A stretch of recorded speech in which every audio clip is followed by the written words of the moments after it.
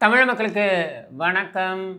இன்னைக்கு செய்தி பெருசா ஒண்ணும் கிடையாது. இவரு முதலமைச்சர் டெல்லி பயணம் அப்படின்ற ஒரு செய்தி. அதுக்கப்புறம் பார்த்தீங்கன்னாக்கா, இங்க நம்மளுடைய இயக்குனர் திரு பாரதிராஜா அவர்களுடைய மரணம் அப்படின்றது ஒரு துக்க செய்தி. அ அதை கடந்து எல்லாமே நார்மல் நியூஸ் தான்னு வச்சுப்போமே. பட் இது நடுவுல அ முக்கியமான ஒரு சம்பவம் நடந்திருக்கு. முக்கியமான ஒரு சம்பவம்னா, YouTubeல இருக்கக்கூடியவர்களுக்கு புரிந்திருக்கும். இது ஒரு முக்கியமான சம்பவம் என்று பார்க்கப்படக்கூடிய ஒரு விஷயம். என்னன்னா, முக்தார் அவர் வந்து அவர கைது பண்ணியிருக்காங்க அப்படின்ற தகவல் தான். இத நியூஸ ஃபர்ஸ்ட்டே எப்படி பிரேக் பண்ணாங்கன்னா, ஐ திங்க் அலிஷா அப்துல்லா அவங்க தான் வந்து அந்த கம்ப்ளைனன்ட் ஆக்சுவலி.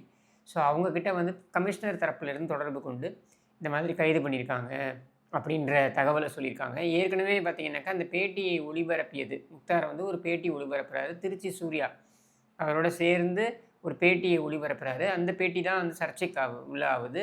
அந்த பேட்டியில சூர்யா சில கருத்துக்களை தெரிவித்தது. அது முக்கியமா அலிஷா அப்துல்லா அவங்களுடைய குழந்தைகள், அவங்கள தொடர்புபடுத்தி அது அந்த கருத்துக்கள் இருந்தது. அவங்களுக்கு ரொம்ப பெரிய பாதிப்பை ஏற்படுத்தியது அப்படின்னு சொல்லிட்டு அவங்க புகார் குடுக்குறாங்க. அந்த புகாரின் அடிப்படையில நடவடிக்கை எடுக்கப்பட்டு, வழக்கு பதிவு செய்யப்பட்டு, திரு சூர்யா அவர்கள் கைது செய்யப்படுகிறார். அதன் தொடர்ச்சியாக முக்தாரும் கைது செய்யப்படுவார் அப்படின்னு தான் எதிர்பார்க்கப்பட்ட நிலையில தான் வந்து அவருடைய கைது தாமதமாகிக் கொண்டே போனது.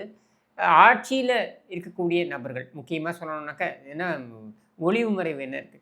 அ ம விடுதலை சிறுத்தைகள் கட்சியுடைய தலைவர் திரு திருமாவளவன் அவர்களோட அவர் நெருங்கிய தொடர்பில் இருக்கிறார் முக்தார் என்கிற காரணத்தினால, அவருடைய தலையீட்டின் காரணமாகத்தான் வந்து அவர் மேல நடவடிக்கை எடுக்காமல் இருக்கப்படுகிறது அப்படின்னு சொல்லப்பட்டது. அது மட்டும் இல்ல. நீங்க பார்த்தீங்கன்னா, இந்த பிரச்சனை கொஞ்சம் சர்ச்சை பெருசா ஆகுது அப்படின்னு தெரிஞ்ச உடனேயே, முக்தார் பார்த்தீங்கன்னாக்கா கம்யூனிஸ்ட் தலைவர்.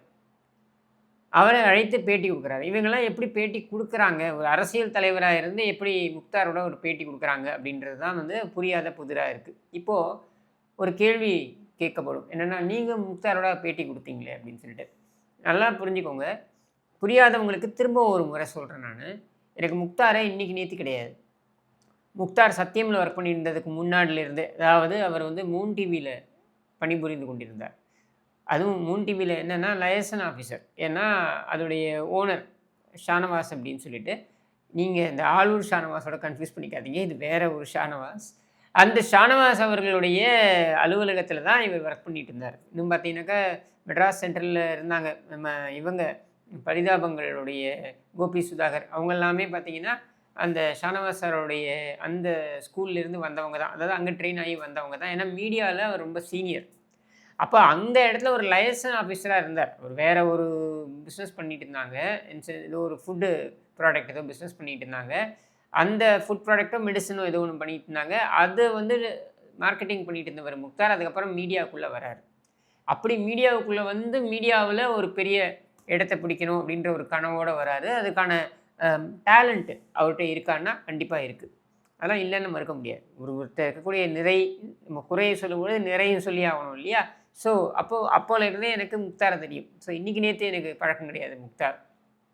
அது மட்டும் இல்லாம, அ ம இவங்களுடைய ஆஃபீஸ் கிண்டியில இருந்தது. இண்டஸ்ட்ரியல் ஏரியால இருந்தது. ஷானவாஸருடைய ஆஃபீஸ் இருந்தது. அந்த இடத்துல பார்த்தீங்கன்னா, நாம ஒரு சேனல் ரெடி பண்ணோம். சேனல் விஷன் அப்படின்னு சொல்லிட்டு. அந்த சேனலுக்கு அந்த அலுவலகத்த நான் பயன்படுத்திக்கிட்ட பொழுது, எனக்கு வந்து முக்தார் அவர்கள தெரியும். ஏன்னா, அவர் அங்க பணிபுரிந்து கொண்டிருந்தார் அப்படின்ட்டு. அப்புறம் அங்கேருந்து தான் அவர் வந்து இதுக்கு போறாரு. அ முன் இது சத்யம்க்கு போறாரு. சத்யம்ல அவருடைய பேட்டிகள்லாம் வந்து பெரிய அளவுல பேசப்பட்டது. நல்ல ஒரு பேட்டிகளை எடுக்கக்கூடிய ஒரு திறமை வாய்ந்தவர் தான் முக்தார். அப்படி போயிட்டு இருந்தவருக்கு சத்தியம்ல சில பிரச்சனைகள் வருது. இவருடைய பேட்டிகளின் காரணமாக ஒரு சில அரசியல் அழுத்தங்கள் வருது. அந்த அரசியல் அழுத்தங்கள் உடைய காரணமாக அப்படின்னு கூட சொல்லலாம். ஏன்னா சில சர்ச்சைக்குரிய பேட்டிகள் வருது. அதனால அவர் வந்து அங்கிருந்து வெளியேறக்கூடிய ஒரு சூழல் ஏற்படுது. வெளியேறி அவர் அவருடைய சேனல் ஓப்பன் பண்றாரு. அப்பவும் என்கிட்ட நல்லா தான் பேசிக்கிட்டு இருக்கார். அந்த சேனல் திறக்கும் பொழுதும் கூட.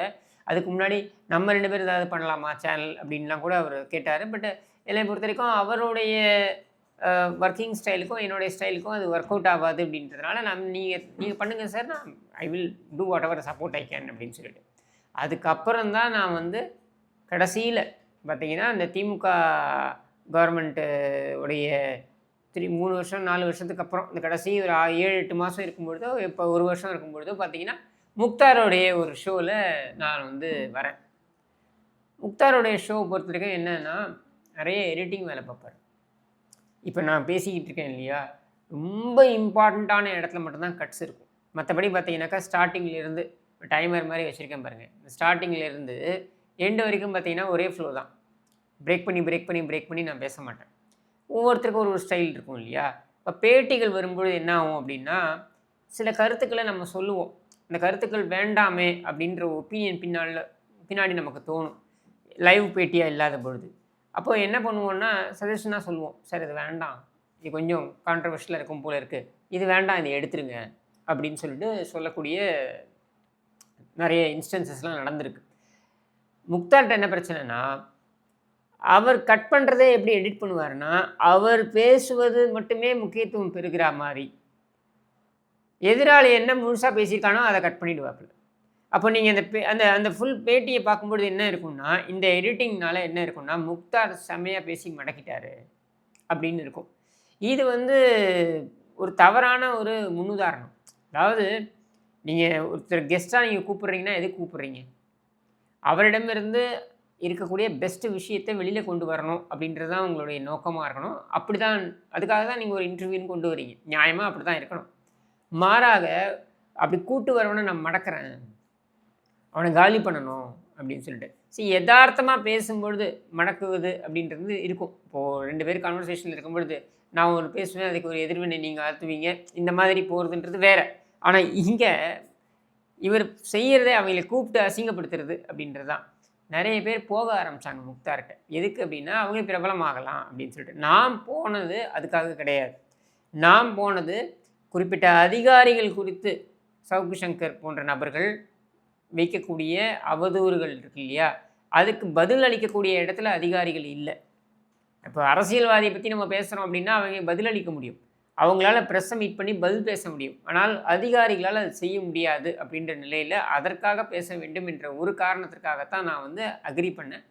அந்த ஷோவில் வந்து நான் வரேன், நான் பேசுகிறேன். ஏன்னா வேறு எந்த மீடியாவும் ரெடியாக இல்லை அதை கேரி பண்ணுறதுக்கு. Mukhtar was ready. ஸோ அதனால் அங்கே பண்ணோம். அதுலேயே பார்த்தீங்கன்னா ரொம்ப அன்கம்ஃபர்டபுளாக நான் ஃபீல் பண்ணியிருப்பேன் அந்த இடத்துல உட்காரத்துக்கு. ஏன்னா சில விஷயங்கள் பிலோ த பெல்ட் போகிற மாதிரி எனக்கு ஃபீல் ஆச்சு. அது எனக்கு உடன்பாடு கிடையாது. அதாவது சவுக்கு சங்கருடைய பெட்ரூம்குள்ளே எட்டி பார்க்குறதே என் வேலை கிடையாது, எனக்கு அது தேவையும் கிடையாது. அப்போது அந்த மாதிரியான விஷயங்கள்லாம் அவர் முக்தாரை எதிர்பார்க்குறார் நான் பேசணும் அப்படின்னு சொல்லிட்டு. அதில் எனக்கு உடன்பாடு இல்லை. ஒரு சில விஷயங்கள் பேசப்பட்டதும் கூட நான் வந்து கட் பண்ண சொல்கிறேன் அவரை. வேண்டாம் சார், இது நீங்கள் வந்து என்கிட்ட வலுக்கட்டாயமாக நீங்கள் இதை இந்த இந்த இந்த கருத்தை நீங்கள் வாங்கியிருக்கீங்க எனக்கு தோணுது, எனக்கு அதில் விருப்பம் இல்லை, அதனால் நீங்கள் கட் பண்ணுங்கன்னு எவ்வளவோ நான் ரெக்வெஸ்ட் பண்ணும்போது கூட முடியாதுன்ட்டார். சரி, அதுக்கு மேலே நான் ஓகே உங்கள் இஷ்டம், நீங்கள் பண்ணதை பண்ணிக்கோங்க அப்படின்ட்டு. பட் என்ன ஆயிடுச்சு அப்படின்னா, அந்த பேட்டி சம்மந்தமாக நான் வந்து சில கருத்துக்களை தெரிவித்தேன், என்னோடய வீடியோஸில் தெரிவித்தேன். இந்த மாதிரி வந்து முக்தாருடைய எத்திக்ஸில் சில பிரச்சனைகள் இருக்குது அப்படின்றத நான் சொன்னேன்ற ஒரே காரணத்திற்காக இவர் இந்த திமுகவில் இருக்கக்கூடிய லாபியை வச்சுக்கிட்டு என்னை அரெஸ்ட் பண்ணுறதுக்கும் முயற்சி பண்ணார். மறைமுகமாக மிரட்டல்லாம் விட்டார். நம்மளை பொறுத்த வரைக்கும் ஒன்றே ஒன்று தான், ஒரு முறை கைதான பொழுதும் சரி, 2வது முறை கைதான பொழுதும் சரி, அதற்கப்புறம் கைது செய்யப்படுவேன் என்று மிரட்டப்பட்ட பொழுதும் சரி, இவர் மட்டும் இல்லை, இன்னும் நிறைய பேர் மிரட்டினாங்கன்னு வைங்க. அப்போ எல்லாமே நான் சொல்ல வருது ஒரே விஷயத்தை தான் தெளிவுபடுத்துவேன். நீ முதல் முறை கைதாகிற வரைக்கும் தான் உனக்கு அந்த தயக்கம், பயம் இதெல்லாம் இருக்கும். அதுக்கப்புறம் அந்த பயம் இருக்க போகிறதில்ல. 2வது நம்ம என்ன சொல்லுவோம் அப்படின்னா, விதிக்கப்பட்டிருக்குது நடந்தே தீரும். நான் கைது செய்யப்பட வேண்டும். இதை நான் அனுபவபூர்வமாக நான் நோட் பண்ணதுனால நான் சொல்கிறேன். நான் கைது செய்யப்பட வேண்டும் அப்படின்னு விதிக்கப்பட்டால் கண்டிப்பாக நான் வந்து என்ன பண்ணாலும், என்ன முயற்சி பண்ணாலும் நான் வந்து கைது செய்யப்படுவேன், நான் சிறைக்கு போவேன். அதே மாதிரி நான் கைது செய்யப்பட முடியாது, கூடாது அப்படின்னு விதிக்கப்பட்டிருந்ததுன்னு வைங்களேன், இவங்க என்ன முயற்சி பண்ணாலும் அது நடக்காது. ஸோ இந்த தெளிவு என்கிட்ட இருக்கிறதுனால நான் அதுக்கு ரெஸ்பாண்ட் பண்ண விரும்பலை. அந்த சமயத்தில் கடுமையாகவும் பேச வேண்டாம், சரி இவரை பற்றி பேசி என்ன ஆகுது, நமக்கு அந்த காலத்துலேருந்து தெரிஞ்ச ஆள் அப்படின்னு சொல்லிட்டு நானும் கடந்து வந்துட்டேன். இப்போ இந்த விஷயம் நடந்திருக்கு பாருங்கள்.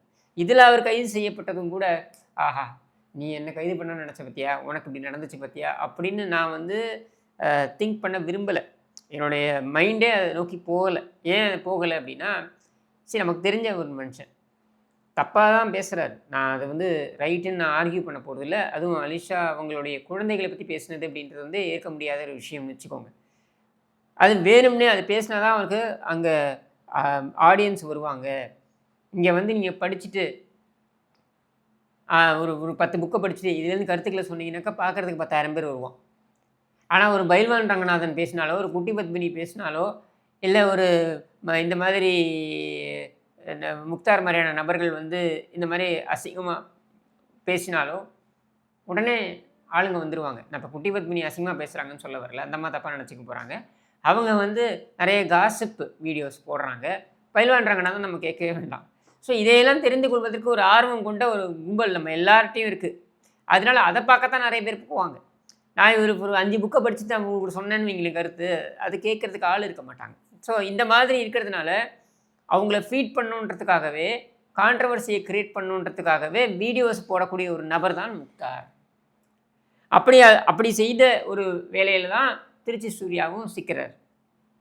இப்போ அவங்க பேசி இது ஒரு சர்ச்சையாகி ஒரு வழக்காக வந்துருச்சு பாருங்கள். இந்த சமயத்தில் பார்த்தீங்கன்னா அவருடைய அரசியல் தொடர்புகளை வைத்து தப்பித்துக் கொள்ளலாம் என்று நினைக்கிறார். இதுக்கு முன்னாடி பார்த்தீங்கன்னாக்கா இந்த உதவாநிதியோட போய் ஃபோட்டோ எடுத்து பார்ப்பல, உதவாநிதியை சந்தித்து அதை வீடியோ அதை வந்து ஒரு வீடியோவே வெளில வந்து போடுவாப்புல. இதெல்லாம் எதுக்கு அப்படின்னா, காவல்துறை தன்னை தொட முடியாது அப்படின்றதை காட்டிக்கொள்ள வேண்டும். ஆள்பவர்களுக்கு நாங்கள் நெருக்கமாக இருக்கிறோம் என்று காட்டிக்கொள்ள வேண்டும் என்பது தான், வேறு ஒன்றுமே கிடையாது. திமுக ஆட்சியில் என்ன நடந்ததுன்னு உங்களுக்கு எல்லாருக்குமே தெரியும்.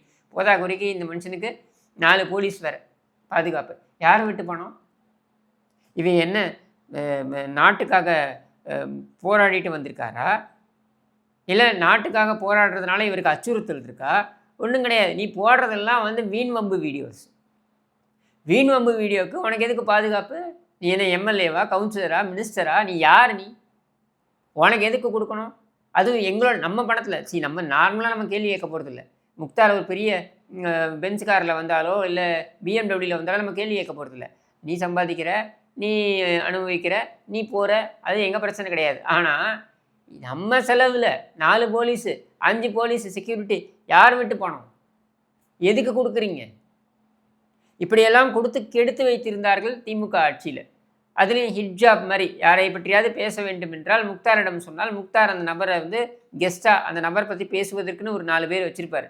அவங்கள கூப்பிட்டு அசிங்கமாக பேசுகிறது. இந்த காந்தராஜ்னு ஒரு டாக்டர் இப்போ எங்கே போனாருன்னு தெரியல அந்த ஆள், அவர் இந்த மாதிரி ஒரு 4-5 பேர், திருச்சி சூர்யா, இந்த மாதிரி ஒரு 4-5 பேரை வைத்துக்கொண்டு கண்ணா பின்னான்னு பேசுறது. யாரும் கேள்வி கேட்க முடியாது அப்படின்னு சொல்லிட்டு. ஏன் நம்ம முதலமைச்சர் பற்றியே பார்த்தீங்கன்னாக்க அவரை கேரிகேச்சர் பண்ணி, அதாவது முதலமைச்சர் நம்ம திட்டலாம், வசை பாடலாம், இதெல்லாம் ஒரு பக்கம்.